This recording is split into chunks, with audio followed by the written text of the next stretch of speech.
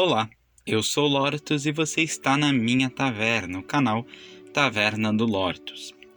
No vídeo de hoje falarei sobre os magos, também chamados de os Istari. Afinal de contas, quem são eles? Quem são esses membros dessa organização criada pelo Tolkien nos seus livros? Os magos, também chamados de os Istari, são um grupo de homens velhos e sábios que agem na Terra-média como conselheiros dos povos livres de Arda. Além de sábios detentores de grande conhecimento, os magos são imortais e possuem poderes mágicos antigos, mais poderosos que os dos elfos. No princípio, os Istari eram Ainur, da classe dos Maiar. Explicando brevemente, os Ainur eram seres divinos que viviam com o Eru Ilúvatar antes da criação de Arda. Veja os meus vídeos, uma breve introdução ao Senhor dos Anéis e a origem da Terra-média, lá eu explico isso melhor. Vou deixar aqui no card, caso você não tenha visto. Dentre dos Ainur existia uma hierarquia. Os mais poderosos são chamados de Valar.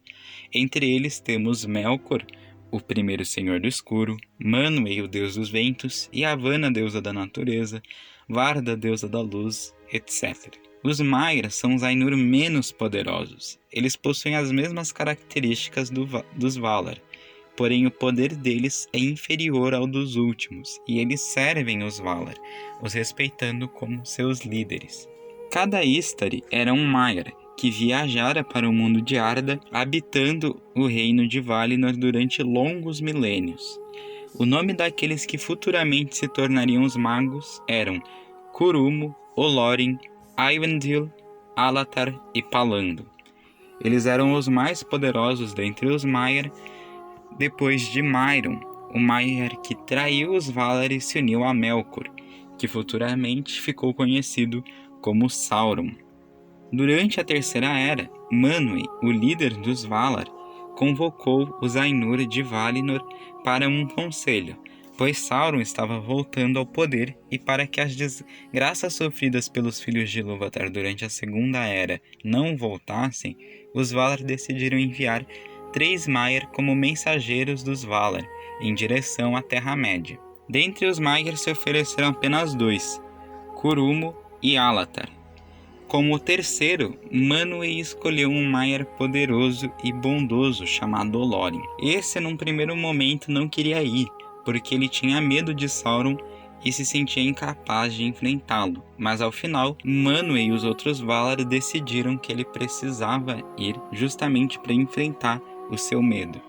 Além desses 3, também foram outros 2 Maiar, sendo eles Palando, um amigo de Alatar, e Eyvindil, um emissário de Yavanna. Os 5 partiram de Valinor e chegaram na Terra-média, nos Portos Cinzentos de Lindon. Para que não se corrompessem e fossem muito mais poderosos que os filhos de Ilúvatar, os Valar prenderam o espírito dos Maiar em corpos físicos de aparência idosa, de forma a limitá-los fisicamente e passar a impressão de sabedoria para quem os visse. Dessa forma, os Istari sentiriam fome, frio, cansaço e outras sensações da limitação física. Caso eles morressem, seu espírito voltaria para Valinor e eles teriam fracassado em sua missão. Na Terra-média, os Istari passaram a ser conhecidos, principalmente entre os homens, como magos, e cada um recebeu um nome de acordo com a cor das vestes que vestiam. Curumo ficou conhecido como Saruman, o branco, Olorin como Gandalf, o cinzento, Eyvindil como Radagast, o castanho. Alatar e Palando ficaram conhecidos como os Magos Azuis, pois eles sempre andavam juntos e trajavam vestes dessa cor. Na Terra-média, Saruman tornou-se o líder dos magos, pois ele era o mais poderoso e sábio dentre eles. Após se apresentar e criar laço com os elfos, Saruman partiu para o sul, onde criou uma forte amizade com os homens de Gondor, e passou a viver no Vale de Isengard. lá existia uma antiga torre chamada Orthanc. Aquele local passou a ser o lar de Saruman, que se dedicava a fazer pesquisas, saindo apenas quando necessário.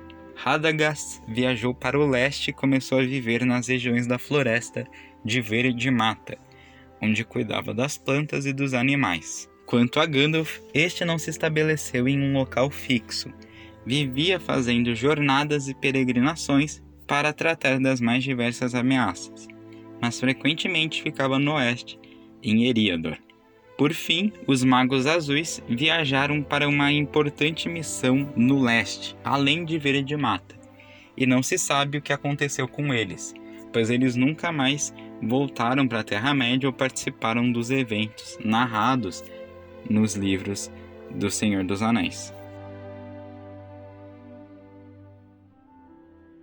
Com o retorno definitivo de Sauron, a Ordem dos Istari começou a ruir aos poucos. Como os Magos Azuis haviam desaparecido, restavam Saruman, Gandalf e Radagast.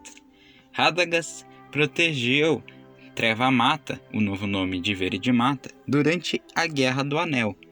Gandalf entrou para a Sociedade do Anel e participou dos eventos principais da guerra narrados nos livros do Senhor dos Anéis. Saruman, contudo, traiu a Ordem dos Istari, pois se aliou a Sauron com o intuito de depois sabotá-lo e, através de um anel, virar o novo Deus da Terra-média. Seus planos maquiavélicos foram impedidos por Gandalf junto da comitiva do Anel, que o baniu da Ordem dos Istari.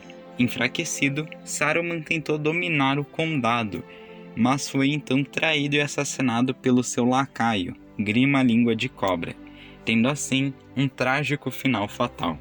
Com a resolução feliz da Guerra do Anel e a derrota definitiva de Sauron, sobraram apenas Radagast e Gandalf da Antiga Ordem. Radagast decidiu viver na Terra-média para proteger e cuidar das Terras Ermas, tal qual sua senhora, a Valar Yavanna, o designou. Já Gandalf, durante o 4º ano da Quarta Era, retornou para Valinor no último barco a zarpar dos Portos Cinzentos, deixando assim para sempre a Terra-média, pois Sauron tinha sido derrotado e os Istari haviam cumprido o seu propósito na Terra-média. Como já dito anteriormente, devido ao seu grande poder, os Istari tiveram seus poderes limitados pelos Valar, através de corpos físicos de idade avançada, de forma que pareceriam sábios aos homens e ao mesmo tempo teriam limitações físicas, como fome, sede, frio, cansaço e poderiam morrer também, apesar de seu espírito interno ser indestrutível. Os magos possuíam duas grandes habilidades. A primeira era sua sabedoria e conhecimento. Por existirem desde antes da criação do mundo, eles haviam visto e conhecido mais coisas que qualquer um dos filhos de Ilúvatar. A segunda eram seus poderes mágicos, provenientes da própria natureza divina deles. Porém, a magia deles também era limitada, pois para realizá-las, eles precisavam de seus cajados, apesar da essência mágica vir do seu próprio espírito. A magia em Senhor dos Anéis possui efeitos mais discretos e imperceptíveis, apesar de bem poderosos. Entre as magias que podiam ser conjuradas pelos magos, havia encantamentos de proteção, por exemplo, barreiras mágicas, magias de cura, ilusões, poderes telecinéticos em certo nível e magias de luz. Os magos também eram habilidosos espadachins e guerreiros. Mesmo estando em corpos idosos, eles podiam mover-se com agilidade e lutavam muito bem. Contudo, por restrição dos Valar, os magos só podiam usar suas magias e habilidades de combate em situações de real necessidade.